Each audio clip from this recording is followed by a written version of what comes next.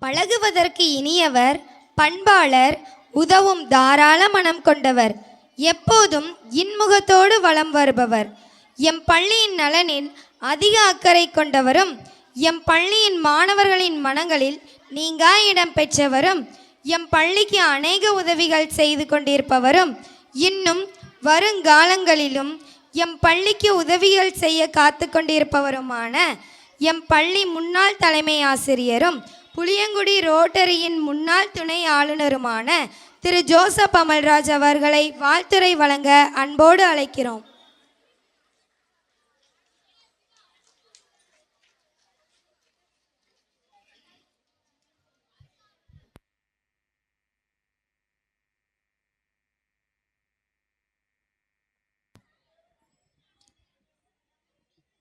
நாடகத்தை பார்த்தீங்க, ரொம்ப சந்தோஷமாக இருந்தது. இந்த நிகழ்ச்சியை கிறிஸ்து உண்மையிலேயே பிறந்த மாதிரி ஒரு நிலையை இந்த மாணவர்கள் கொண்டு வந்து விட்டார்கள். இந்த மேடையில் முதலில் அவர்களுக்கு நாம் கரவொலி எழுப்பி மீண்டும் ஒரு நன்றியை அவர்களுக்கு தெரிவித்துக் கொள்வோம். மதிப்பிற்கும் மரியாதைக்கும் உரிய இந்த விழாவில் பங்கேற்று சிறப்பித்த முன்னாள் தலைமை ஆசிரியரும் எங்களுடைய ரோட்டினுடைய முன்னாள் துணை ஆளுநருமான மதிப்பிற்குரிய திரு டிஎஸ் மாரியப்பன் அவர்களே, அடுத்த ஆண்டு துணை ஆளுநராக பொறுப்பேற்கும் எனது அன்பு நண்பர் ராஜ் அவர்களே, மற்றும் ரோட்டரியிலிருந்து கலந்து கொண்ட அனைத்து தலைவர்களே, நம்முடைய பாசத்திற்குரிய பங்கு தந்தை அவர்களே, ஆசிரிய பெருமக்களே, மாணவ மாணவிகளே, பெற்றோர்களே, உங்கள் அனைவருக்கும் எனது நெஞ்சார்ந்த வணக்கத்தை தெரிவித்துக் கொள்கிறேன். உங்கள் அனைவருக்கும் எனது மதிப்பு மிகுந்த மகிழ்ச்சி மிகுந்த கிறிஸ்மஸ் வாழ்த்துக்களை மகிழ்ச்சியோடு தெரிவித்துக் கொள்கிறேன். பிரியமானவர்களே, இந்த ஆண்டு நாம் சிறப்பான முறையில் எல்லா பள்ளிகளும் இணைந்து இந்த கிறிஸ்துமஸ் விழாவை நாம் கொண்டாடி கொண்டிருக்கிறோம். தந்தையவர்கள் இங்கு பதவி ஏற்று நம்முடைய பங்குக்கு வந்து 1.5 ஆண்டுகள் ஆகிறது. 1.5 ஆண்டுகளாக மிக சிறந்த பணிகளை பங்குக்கு பள்ளி ஆலயத்திற்கு தேவையான அனைத்து பணிகளையும் இன்னும் பங்களவிலும் சிறப்பான பணிகளை செய்து கொண்டிருக்கிறார்கள். நம்முடைய பங்குக்கு தேவையானது ரொம்ப காலமாக ஃபேன் தேவைப்பட்டது. அழகான ஒரு 2 ஃபேன் முதல்ல வந்தவுடனே செஞ்சாங்க. அதுக்கடுத்து ஜென்ரேட்டர், கரண்ட்டு போனால் உடனே ஜென்ரேட்டர் அவசியமாக இருக்குது. அந்த ஜென்ரேட்டர் நம்ம ரொம்ப நீண்ட காலமாக போராடி கொண்டிருந்தோம். அந்த ஜென்ரேட்டர் பணியும் சிறப்பாக முடிந்தது. சப்பரம் இல்லை என்ற ஒரு நிலை இருந்தது. இன்று நம்முடைய மீட்பர் ஆண்கள் குழுவை உற்சாகப்படுத்தி இந்த ஆண்டு சப்பரம் செய்வதற்கு ஏறக்குறைய 10 லட்சம் ரூபாய் செலவிலான நிறைய விஷயங்கள், நிறைய பணிகளை தந்தையவர்கள் அடுக்கிக் கொண்டே போகலாம். அத்தனை பணிகளை சிறப்பாக செய்து கொண்டிருக்கிறார்கள்.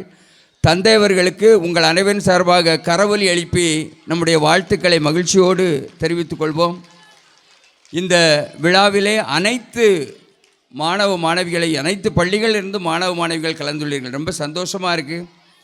இந்த அரையாண்டு தேர்வு சமயத்திலும் கூட தேர்வுக்கு மாணவர்களை தயார் செய்யக்கூடிய இந்த நிலையில் அவர்களுக்கு எந்த பாதிப்பும் ஏற்படாமல் முன்னே 1 மாதத்திற்கு முன்பே நம்முடைய ஆசிரியர் பெருமக்கள் தலைமை ஆசிரியர்கள் இணைந்து மாணவர்களை தயார் செய்து இந்த நிகழ்வுகளை நமக்கு கொடுத்து கொண்டிருக்கிறார்கள். இந்த அத்தனை நிகழ்வுகளும் மிகுந்த சந்தோஷத்தை ஏற்படுத்தக்கூடிய நிகழ்வுகள். அதனை ஏற்பாடு செய்த தலைமை ஆசிரியர் பெருமக்களுக்கும் ஆசிரியர் பெருமக்களுக்கும் எனது நெஞ்சார்ந்த வாழ்த்துக்களை தெரிவித்துக் கொள்கிறேன். ஒவ்வொரு ஆண்டும் நிறைய வீடுகளில் உங்கள் பிறந்த தினத்தெல்லாம் கொண்டாடுவீங்க. ஒவ்வொரு வீடுகளையும் பிறந்தநாள் விழா அந்த இல்லத்தளவில் நடைபெறும்.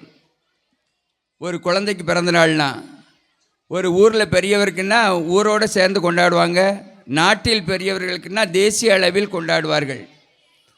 ஒரு குழந்தையினுடைய பிறந்தநாளை உலகமே கொண்டாடுகிறது என்றால் அது நம்முடைய இயேசு கிறிஸ்துவனுடைய பிறந்தநாளை தான் இந்த உலகமே கொண்டாடுகிறது. அவர் பிறந்த முதல் உலக வரலாறு இரண்டாக பார்க்கப்பட்டது. கிறிஸ்துவுக்கு முன் கிறிஸ்துவுக்கு பின் என்று பார்க்கப்பட்டது. அந்த அளவுக்கு ஒரு தெய்வீக குழந்தை இங்கு பிறந்தது. அவர் பிறந்தவுடன் வானதூதர்கள் எல்லா ஜனங்களுக்கும் மகிழ்ச்சியூட்டும் செய்தியை உங்களுக்கு அறிவிக்கிறேன், நம்முடைய மீட்பர் நமக்காக தாவீது ஊரிலே பிறந்துள்ளார் என்று அழகாக அந்த மாடு மேய்க்கும் நம்முடைய மேய்ப்பர்களுக்கு அறிவிப்பார்கள். மீட்பர் என்றவுடன் சந்தோஷம். மீட்பு என்பது என்ன? இக்கட்டான சூழ்நிலையில் இருக்கிறது மீட்டு கொண்டு வரதான் மீட்பு பணி. அப்போ உலகம் இக்கட்டான சூழ்நிலையில் இருந்ததை தேவன் அறிந்தார். அவர் இந்த உலகுக்கு தன்னுடைய ஒரே பேரான மகனை இந்த உலகத்தை மீட்டெடுக்க நமக்காக இங்கு பூலோகத்துக்கு அனுப்பினார். உலகத்தில் மோசமான சூழ்நிலைகள் இருந்தது. இக்கட்டான சூழ்நிலை என்ன சூழ்நிலை? உலக மக்கள் அன்பற்ற நிலையில் இருந்தார்கள். அன்பு, இரக்கம், கருணைனா என்னன்னே தெரியாமல் இருந்தாங்க. அப்போ தான் கடவுள் இங்கு பிறக்கிறார், அன்பை போதிக்கிறார். அன்பை எப்படி மற்றவர்களுக்கு காட்ட வேண்டும், மற்றவர்களோடு இரக்கத்தோடும் கருணையோடும் கனிவோடும் வாழ வேண்டும் என்பதை நமக்கு அவர் வாழ்ந்து காட்டுகிறார். மன்னிப்பை கற்றுக் கொடுக்கிறார் கிறிஸ்து. அதனால் அவரை மீட்பர் என்று அழைக்கிறோம். மன்னிப்பற்ற தன்மை இருந்தது. கண்ணுக்கு கண் பல்லுக்கு பல் என்ற நிலை இருந்தது. அந்த நிலை மாற்றி ஒரு கன்னத்தில் அறைந்தால் மறு கன்னத்தை நீ திருப்பி காட்டு என்று நமக்கு கடவுள் மீட்பர் நமக்கு அறிவுறுத்துகிறார். அப்போ மன்னிப்பு நமக்கு பழிக்கு பழி என்ற நிலையிலிருந்து மன்னிப்பு என்ற நிலையை உருவாக்கப்பட்டது. இன்னும் நிறைய பாவங்களிலிருந்து மக்களை மன்னிக்கிறார், நிறைய பாவ செயல்களிலிருந்து மன்னிக்கிறார். இப்படி நம்மை மீட்பதற்காக வந்த இறைமகன் இயேசுவின் இந்த மீட்பு பெருவிழாவை நாம் இணைந்து கொண்டாடுவதில் மகிழ்ச்சி அடைவோம். கடவுள் நமக்கு கொடுத்த அன்பு, கருணை, இரக்கம், பரிவு, பகிர்வு ஆகிய நல்ல குணங்களை நாம் இந்த கிறிஸ்மஸ் நாளில் பெற்று அனைவரோடும் இணைந்து பகிர்வோம், பணியாற்றுவோம் என்று கூறி வாய்ப்புக்கு நன்றி கூறி விடைபெறுகிறேன். நன்றி.